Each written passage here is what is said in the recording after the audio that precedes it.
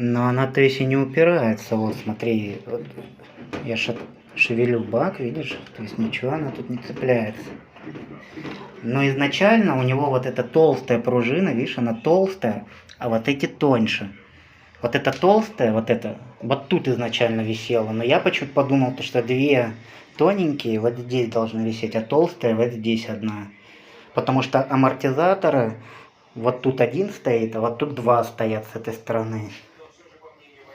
И вот он когда менял, он здесь два новых поставил, а тут один старый оставил. Вот она билась в эту сторону, вот со всей дури, вот так вот. Сейчас перестала биться, но все равно чуть-чуть так люфтит ее.